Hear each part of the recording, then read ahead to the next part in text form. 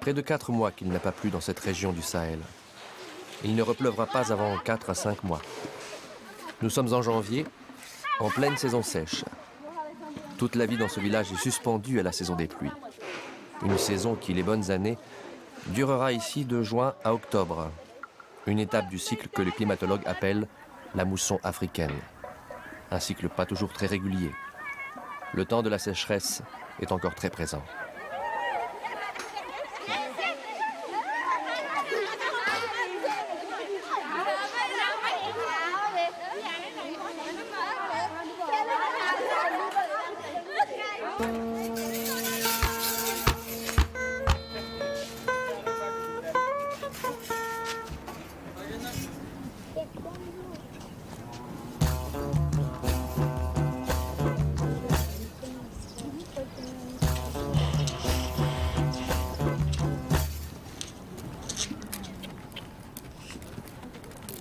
On parle de sécheresse essentiellement pour une période qui va de 1968 à 1995, étant bien entendu que ce n'est pas réellement fini puisque la pluviométrie a réaugmenté après, mais pas pour atteindre, elle n'a pas encore atteint le niveau antérieur aux années 68.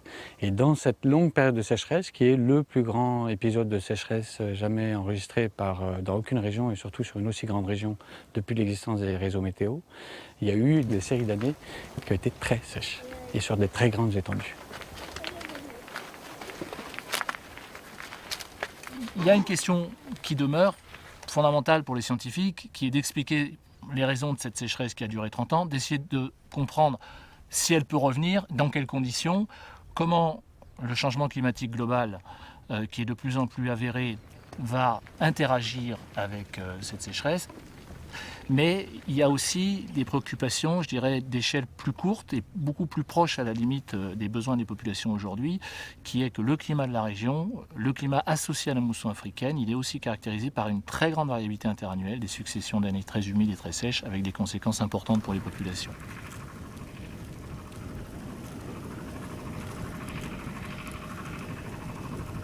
Et au fond, pour certaines échelles de temps, on a du mal à faire de la prévision. Parce que l'idée, c'est véritablement ça. Ce n'est pas tellement le fait qu'il y ait sécheresse ou pas sécheresse, mais l'idée, c'est de prévoir pour mieux s'adapter à ce qui va nous arriver. Et ça, on a encore du mal à faire. Pourquoi ? Parce qu'on comprend mal ce qui se passe. Et pour comprendre, il faut observer, pour mieux prévoir, justement.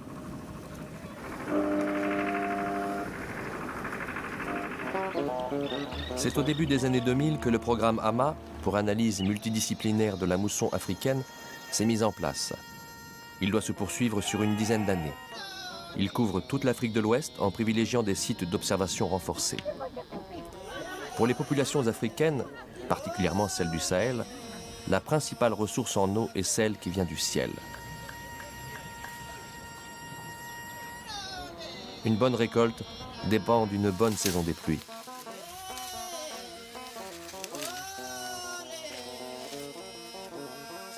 AMA a deux objectifs. Mieux connaître le fonctionnement de la mousson africaine et étudier les impacts liés à la variabilité climatique.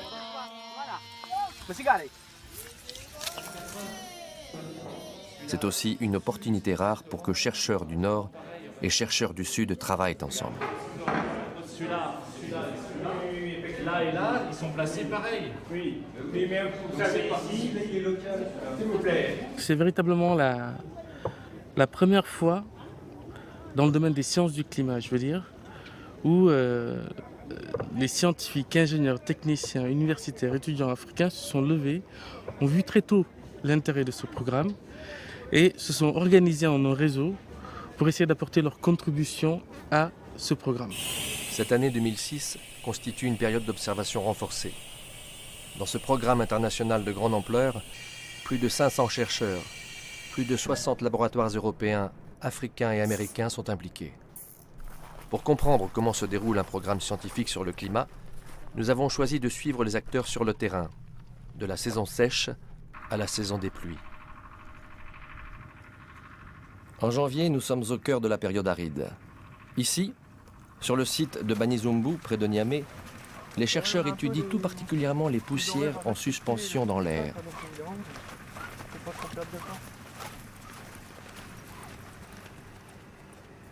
Ces poussières, appelées aérosols par les scientifiques, voyage dans cette saison au gré de l'harmattan, un vent qui vient du désert.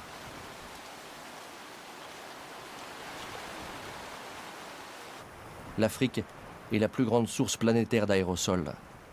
Ces poussières, par leurs origines, leur taille et leurs interactions, ont une action sensible sur le climat.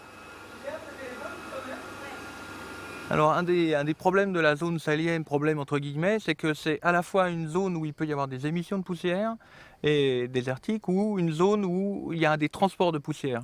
Donc c'est assez difficile de faire vraiment la part des choses, et c'est important de faire des mesures en continu. On va mesurer les concentrations, mais aussi les dépôts, parce qu'on a des apports de poussière très importants, et puis aussi essayer de mesurer vraiment les émissions sur les sols cultivés. Et tout ça dans l'objectif de faire vraiment un bilan, c'est-à-dire de savoir ce qui passe, ce qui se dépose sur le Sahel et vraiment ce qui part du Sahel.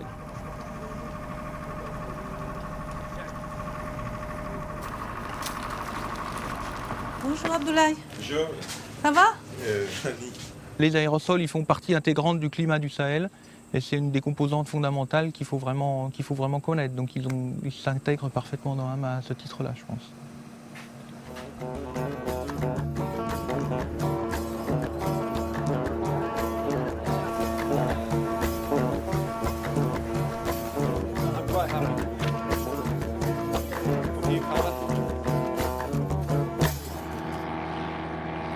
Les mesures au sol sont complétées par des mesures aéroportées. L'avion est véritablement bardé de capteurs. Nous utilisons l'avion que vous voyez derrière moi. Il est équipé avec une grande gamme d'instruments pour prendre des mesures scientifiques. Nous avons des moyens de mesurer les tailles des particules, de mesurer la dispersion des aérosols, déterminer comment les particules interagissent avec l'humidité et comment les tailles des particules et les propriétés de dispersion changent avec l'humidité. Nous avons également des instruments qui mesurent le rayonnement, donc nous sommes en mesure d'observer à la fois le rayonnement solaire et terrestre.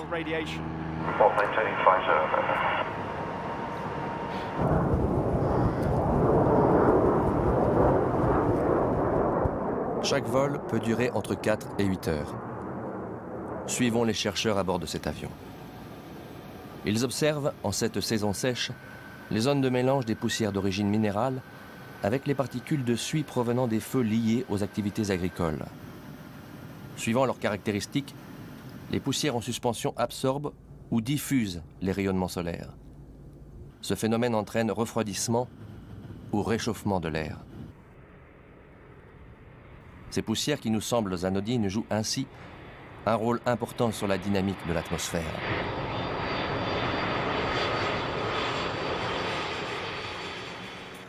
Cet ULM s'intègre lui aussi dans le dispositif.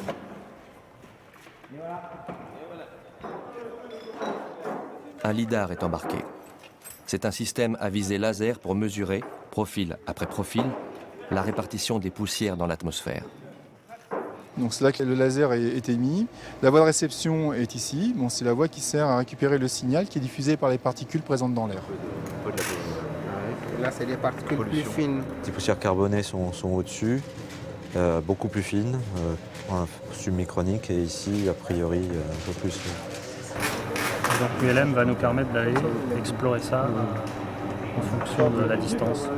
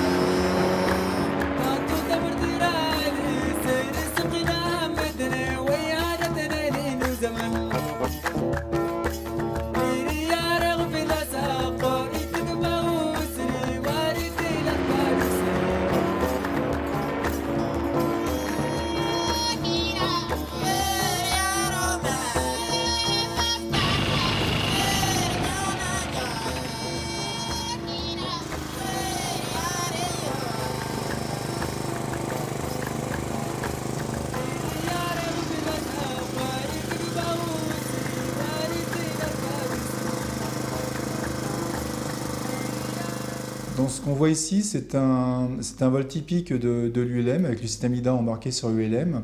On est parti de Niamey, on est monté jusqu'à environ 3,5 km d'altitude, juste au-dessus de la couche d'aérosols désertiques. Et on a pu observer deux types d'aérosols, un type d'aérosol type biomasse qu'on a retrouvé en altitude, et un type d'aérosol plutôt désertique qu'on a retrouvé dans les basses couches. En fait, c'est le mélange de ces deux types d'aérosols qui va nous intéresser ici. Et on va regarder comment ces différentes couches sont susceptibles d'interagir l'une avec l'autre.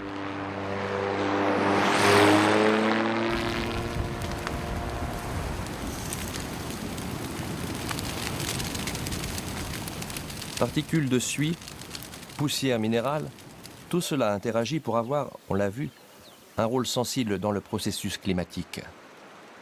L'originalité du programme AMA est de s'intéresser à tous les impacts liés au climat. Ainsi, les épisodes de poussière auraient des effets sur la santé en étant irritants pour les muqueuses, ces irritations devenant alors des portes d'entrée pour certaines bactéries.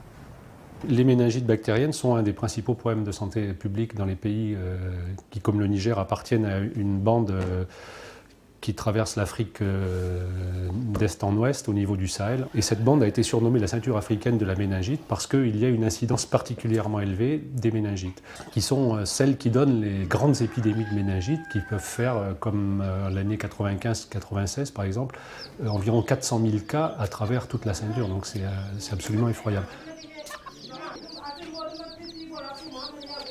La recrudescence chaque année des cas de méningite, même en dehors des épidémies, survient dans une période qui est très très précise, qui correspond à la saison sèche, environ 2 mois après son début. Donc ça donne le sentiment d'un lien très fort avec des contraintes climatiques, même si on n'a pas encore su dissocier dans les caractéristiques de la saison sèche, quelle était celle qui pouvait influer précisément sur la survenue des méningites.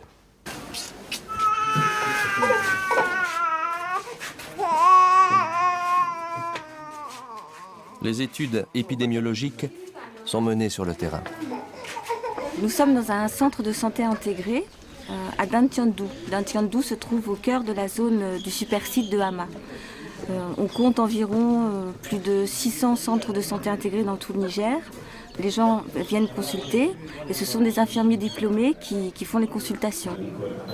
Mais avec la rougeole, par exemple, vous avez eu des cas, donc sur la fiche rougeole, ça doit ressortir. Donc là, c'est pour ceux qui aient des données épidémiologiques.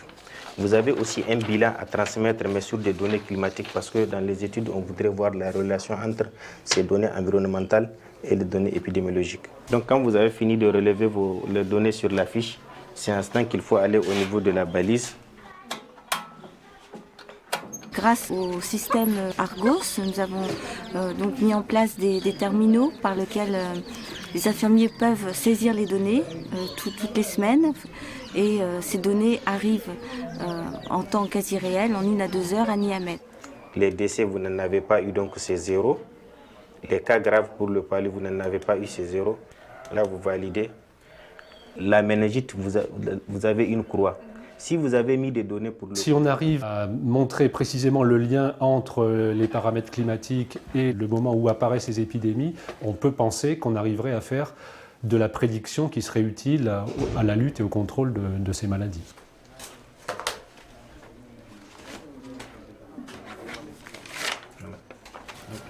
Ainsi, le programme AMA ne s'intéresse donc pas qu'au climat, mais aussi aux hommes.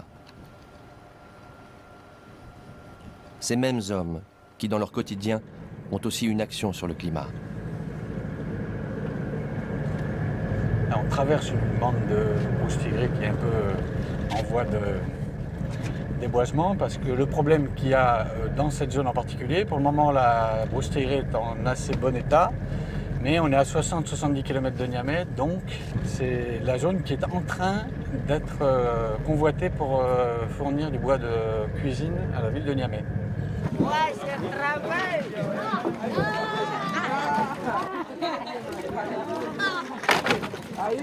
On suppose que la végétation a une importance assez forte sur la localisation et peut-être le volume des pluies. Donc évidemment, la disparition éventuelle de la brousse tigrée pourrait avoir un impact sur le climat local, voire sur le climat régional. Tout ce bois, on le ramasse parce que la culture n'est pas très bonne. Mais la culture n'est pas très bonne parce qu'il y a les gens actuellement dans sous-région, d'autres qui n'ont pas mangé dans leur champ pendant un mois. Donc maintenant, ils sont obligés de couper la bois pour vendre.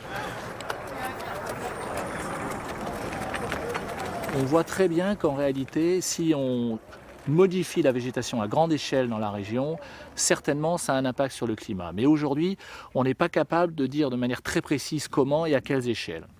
Donc, régionalement, clairement, l'homme a une influence. Par ailleurs, on sait aussi que l'océan tropical, notamment l'océan tropical sud, s'est réchauffé significativement depuis une trentaine d'années, vraisemblablement lié au réchauffement global de la planète. Et donc en ayant réchauffé l'océan, on peut aussi avoir une influence sur la mousson. Ça aussi, les modèles le montrent. Et ce réchauffement de l'océan, on peut considérer qu'il est largement dû à l'action de l'homme.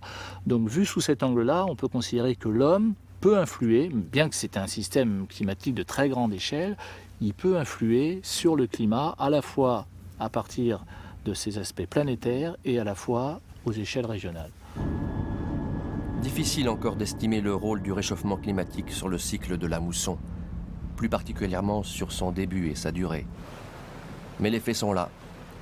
Sous les tropiques, la température de l'océan Atlantique a augmenté d'1 demi-degré au cours de ces 30 dernières années. Nous sommes à bord de l'Atalante, dans le golfe de Guinée, un des 3 bateaux océanographiques qui effectuent des mesures. Cette campagne-ci va s'attacher à la période du déclenchement de la saison des pluies. L'océan constitue une réserve en chaleur et en humidité pour le continent. Il a un rôle moteur dans le régime de mousson.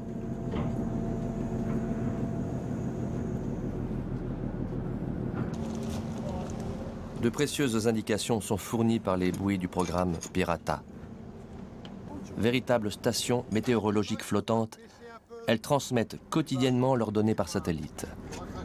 Attends, il est en train de placer la tige là. Non, mais...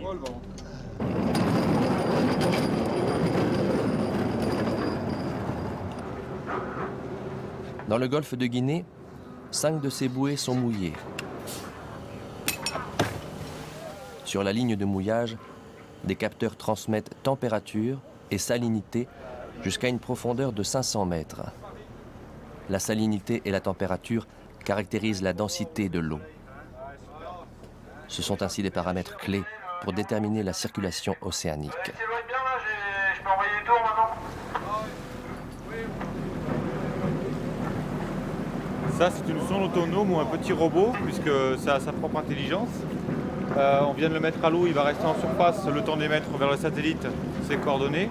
Et ensuite, il va plonger à 1000 mètres. Il est équipé d'un capteur de température et un capteur de salinité. Et puis, il remontera au bout de 10 jours. Et en remontant, il effectuera des mesures de température et de salinité.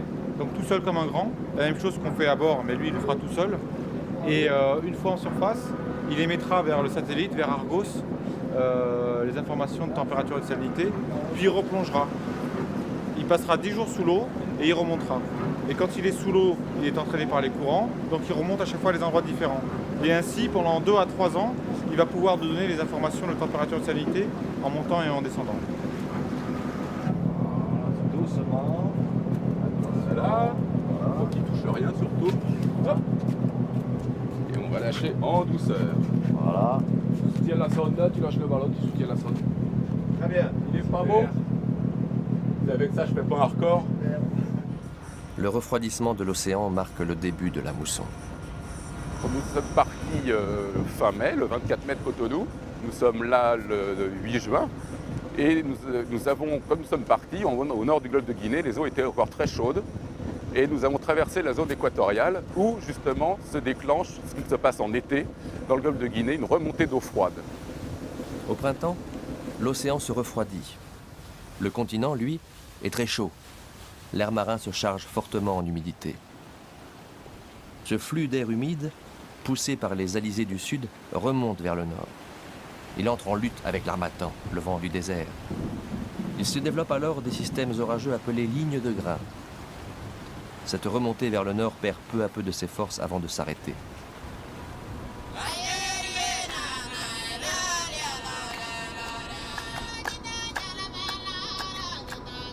Poursuivons le chemin du flux de mousson.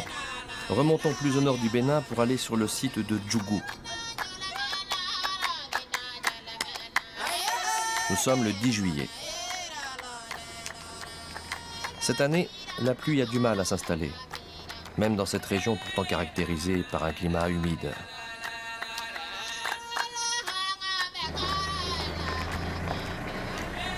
Nous retrouvons ici des hydrologues qui travaillent sur tous les paramètres qui influent sur le cycle de l'eau.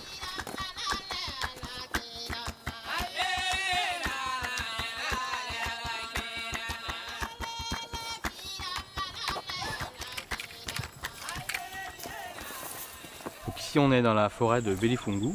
C'est une forêt protégée depuis 1946 je crois.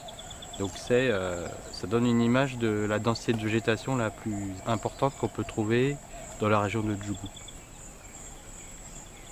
Alors quel est l'intérêt dans le cadre d'Ama en particulier?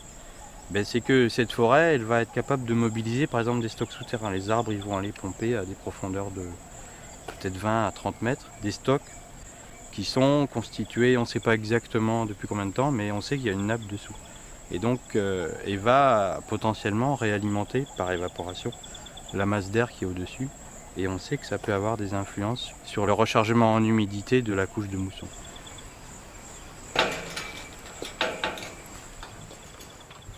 Alors on a mis sur cette forêt donc cet appareil là qu'on appelle une tour de flux. Donc c'est un appareil qui sert à mesurer en fait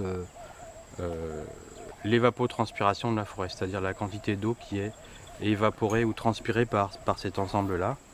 Alors sachant qu'on a le même type d'instrument sur une zone de culture, donc qui va être un milieu beaucoup plus ouvert, et sur une zone intermédiaire qui va être une jachère ancienne, qui va être un couvert arbustif bas. Salut Alassane. Il y a de l'eau? Oui. C'est lequel qui a l'eau? Il n'y a que celui-là? Oui. D'accord. Bon.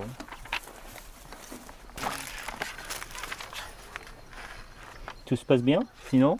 Oui. L'appareil marche bien?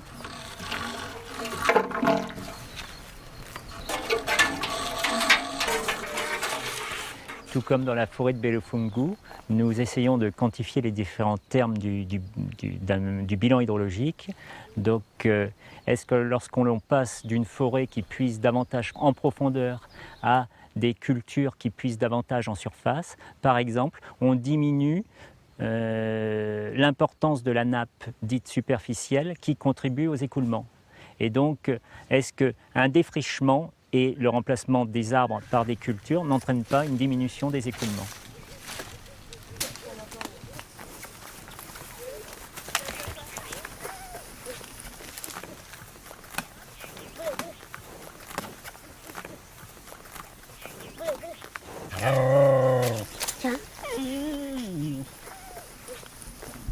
Dans le processus de mousson, il y a un courant d'air humide qui envahit le continent à partir de l'océan.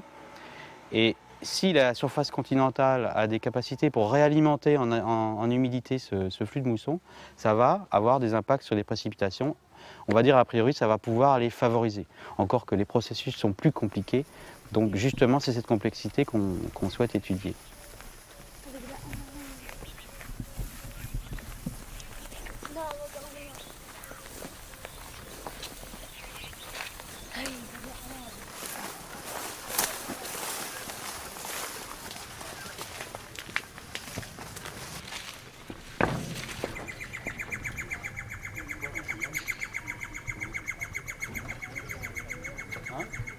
Sur les décennies antérieures, nous avons observé que la pluviométrie ayant baissé d'environ 15 à 20% sur les décennies 70 à 90 par rapport aux deux précédentes, ça a entraîné un déficit d'écoulement de l'ordre de 45 à 50% dans un rapport de 2.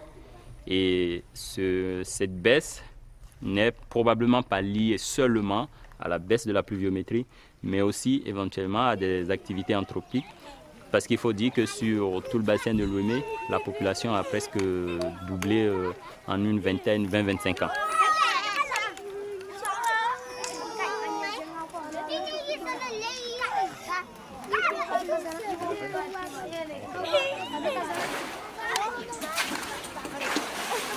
En fait, le suivi du bassin vise, dans un objectif opérationnel, à évaluer la ressource.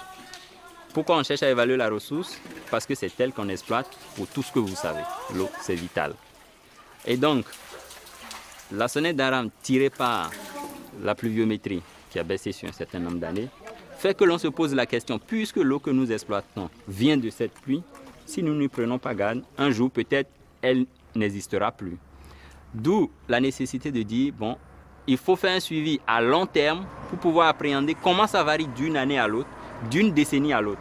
Parce qu'il est difficile d'appréhender la variabilité à une échelle très fine d'une journée, d'une semaine ou d'une année.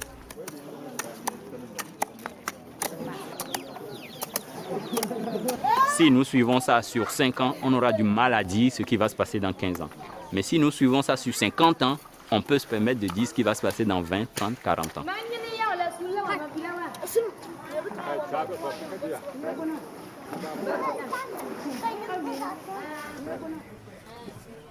Je suis né à Djougou, dans cette maison.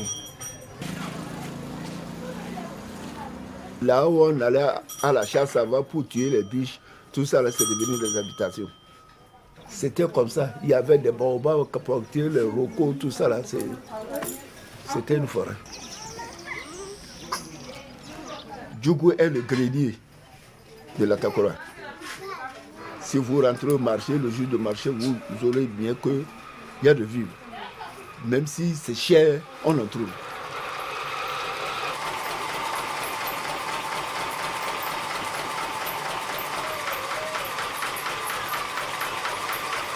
Et les entourages de Djougou, c'est le cultivateur.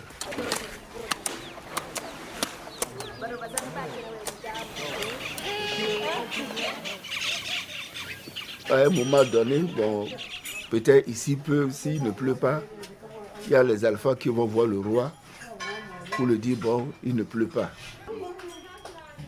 C'est très simple, parce qu'on a des lieux sacrés, on va là, on fait des cérémonies. Les fois, mais on finit les cérémonies, on ne rentre pas, c'est la pluie.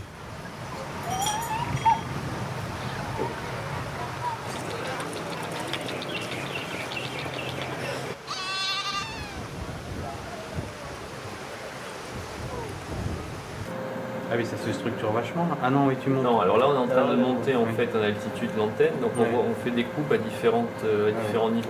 On voit toutes les précipitations qui s'organisent ici. Plus c'est rouge, plus il pleut, c'est ça?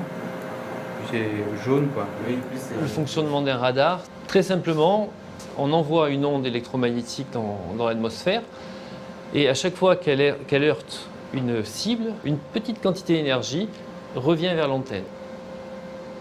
Donc, on voit essentiellement soit de l'eau précipitante, soit de la teneur en eau que l'on a dans les nuages.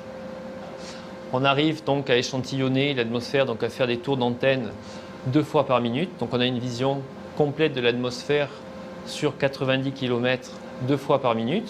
Et la longueur de l'échantillon est de 150 mètres. Donc on a des toutes petites surfaces qui nous permettent d'avoir une information très précise au niveau de la composition des nuages et au niveau de la précipitation au sol. Alors ce matin, il n'a pas plu sur le radar, mais on a eu quelques précipitations juste au nord, à 5-6 km au nord, on a eu de l'eau.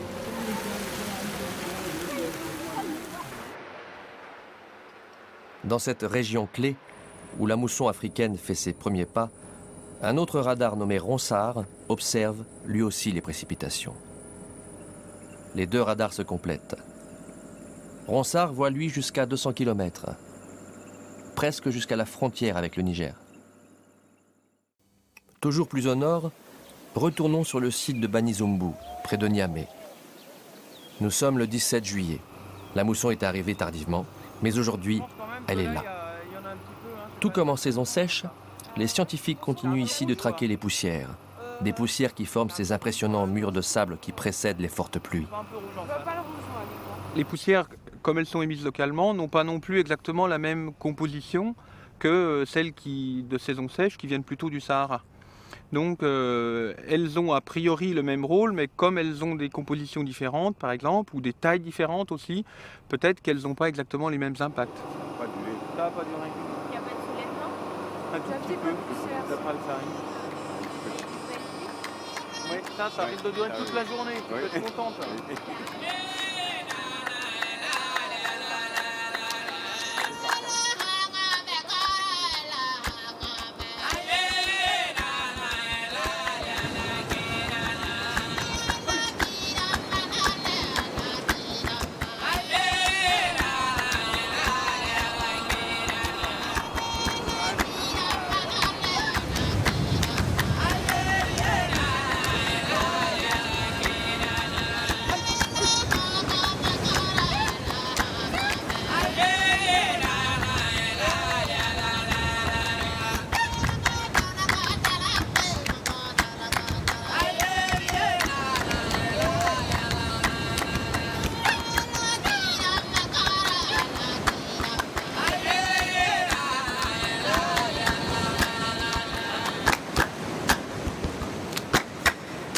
Je vais voir au-dessus, les grilles sont peut-être encore en train de tourner, enfin sont même sûrement en train de tourner, lui non. Ah, ça tourne. Donc il faut que le... non, c'est bon. C'est pas les dernières lignes de grains qu'on n'a pas eu. C'est les dernières lignes de grains qui ont de la poussière. La poussière. Ah, il n'y a que de l'eau. Bon, allez, je vais essayer d'éteindre l'envergure du feu. Ah oui, du feu là. Au même moment, ce radar météorologique basé à Niamey enregistre le système orageux appelé ligne de grains. Ce sont de très fortes précipitations, une convection très intense. Il y a beaucoup d'éclairs dans ce système orageux. Il se dirige vers l'ouest. À cet endroit, vous pouvez voir un front de rafale. Une signature de ce front de rafale se voit sur le bord du système. C'est à cet endroit où se produit le soulèvement des débris. Il y a beaucoup de vent à la surface. Et cette chose bouge, elle continue à se déplacer et passe par-dessus le radar. À ce moment, nous voyons à l'extérieur une grosse augmentation de la quantité de poussière marron et des débris qui volent partout. Ensuite, le système continue son parcours. Ce qui reste après son passage, ce sont des précipitations en couches. Une ambiance calme suit, l'air est beaucoup plus propre, parce que cette air vient d'en haut, où il y a moins de poussière.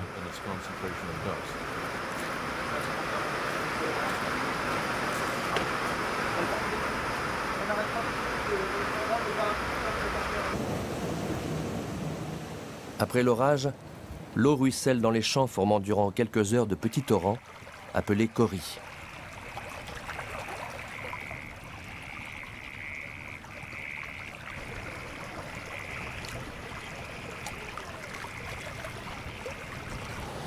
Seulement une quinzaine de lignes de grains arrosent chaque année cette région. Une ou deux lignes de grains de plus ou de moins peuvent faire la différence entre une bonne ou une mauvaise récolte.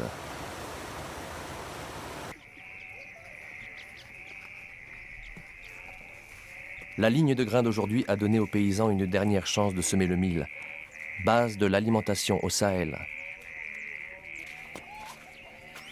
2 fois déjà, cette saison, les semis n'ont ici rien donné. Il faut maintenant attendre 3 bons mois avant la récolte espérée. En 2004, au Niger, une fin précoce de la saison des pluies a entraîné une dramatique pénurie alimentaire. Les jeunes enfants en sont alors les premières victimes.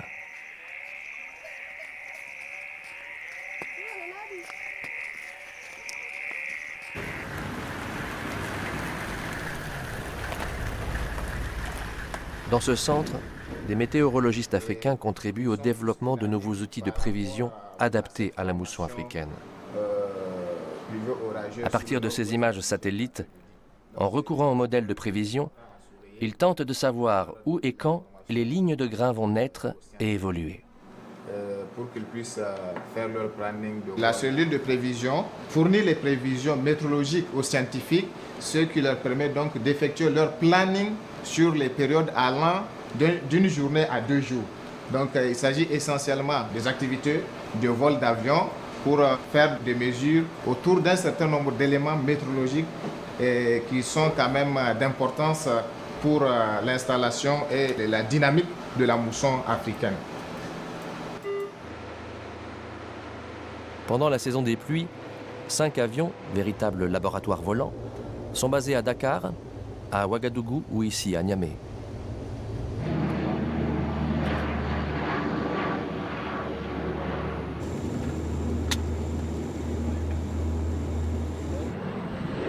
L'avion va nous emmener à différents paliers, suivant un plan de vol défini par les scientifiques, pour étudier au plus près la formation des lignes de grains.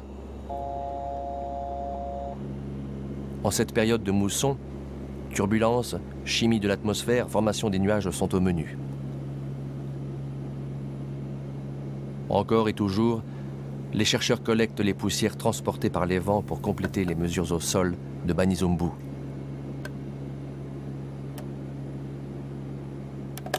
Un collecteur spécialisé recueille aussi ce que les scientifiques appellent noyaux de condensation. Il s'agit de poussières autour desquelles la vapeur d'eau se condense pour former les nuages.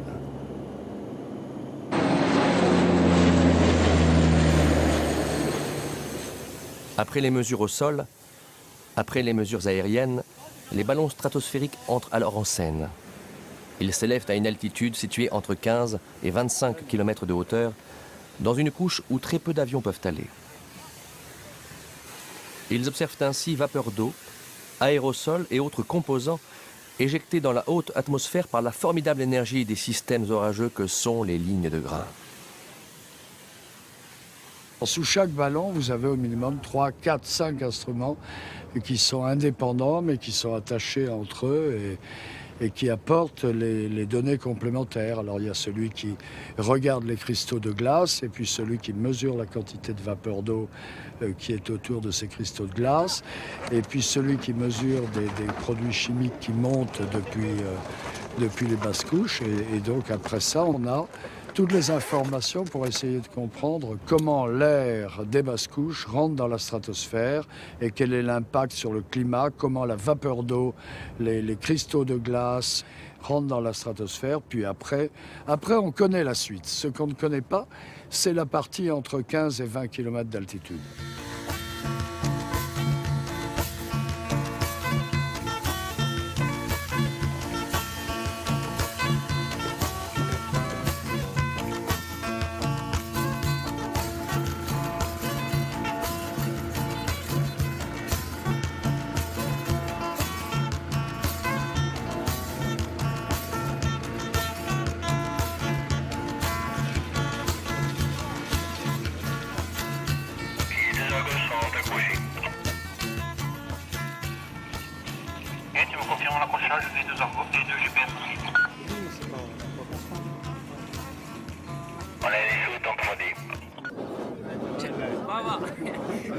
Mais la saison des pluies tant attendue est aussi la saison des moustiques.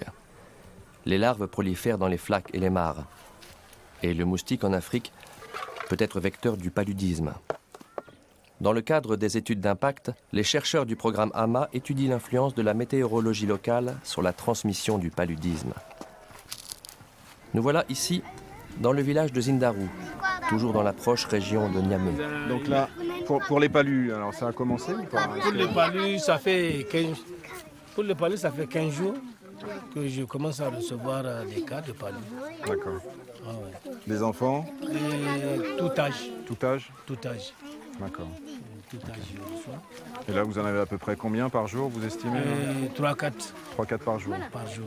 D'accord. On fait ici un protocole de capture des moustiques qui est standardisé. Enfin, on fait le même à Balinzumbu, dans le village un petit peu plus haut, et puis dans d'autres villages du Niger. Donc pour ça, on va poser des pièges lumineux à l'intérieur et à l'extérieur des maisons.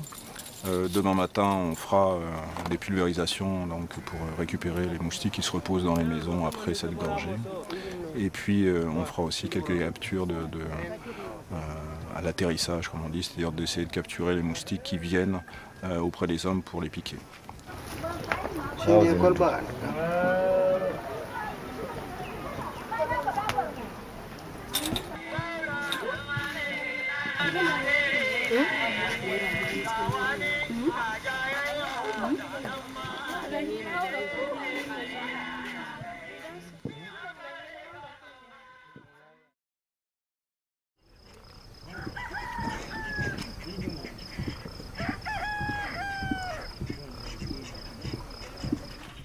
C'est pas riche, hein, ce soir.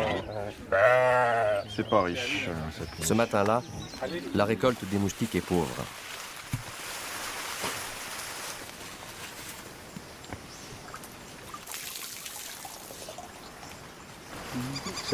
Les larves sont comme ça pendant 1 à 2 jours, et puis elles deviennent adultes.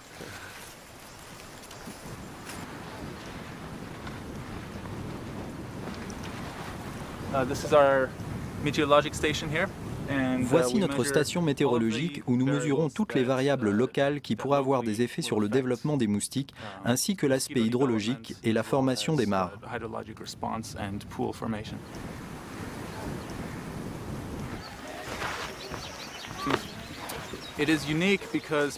Auparavant, les études cherchaient à relier l'environnement physique avec la transmission locale du paludisme. Elles ont été conduites à des échelles plus larges. Nous devons reconnaître qu'il y a une différence d'échelle entre la taille typique d'une maille d'un modèle climatique, qui est de l'ordre de 100 km, et l'échelle caractéristique des processus qui gouvernent la transmission locale du paludisme, qui lui est de l'ordre de dizaines de mètres, voire centaines de mètres.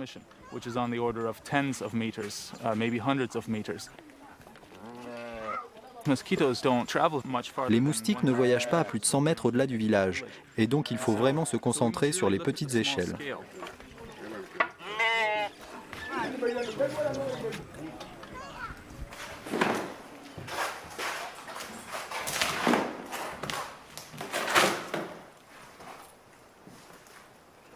Donc là, on va d'abord les regarder sous loupe pour savoir quelles espèces c'est.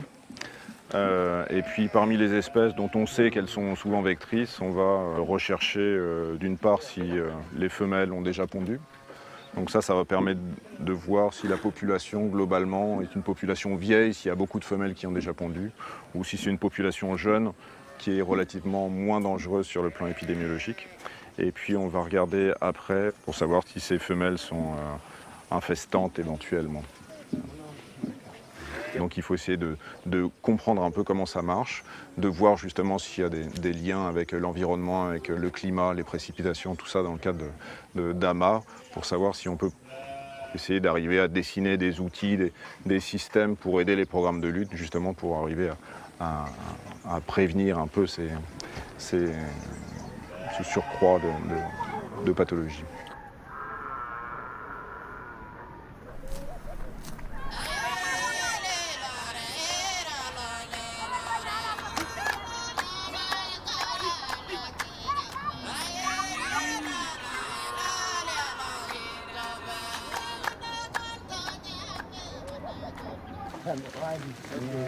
Explique-lui qu'on a 170 observateurs et que donc il ne peut pas tous les payer le même jour parce qu'il y en a qui sont jusqu'à Baleyara, il y en a jusqu'à Torodi, il y en a jusqu'à Gardamakola. Donc tu lui expliques que là je lui donne juste Zambarhinka et que les Zambarfo qui manquent, c'est toi qui vas lui donner. Chaque site de mesure est gardé. Les vols restent rares, mais les troupeaux peuvent dégrader le matériel. Donc lui, il va te donner Zambarfo encore. Hein?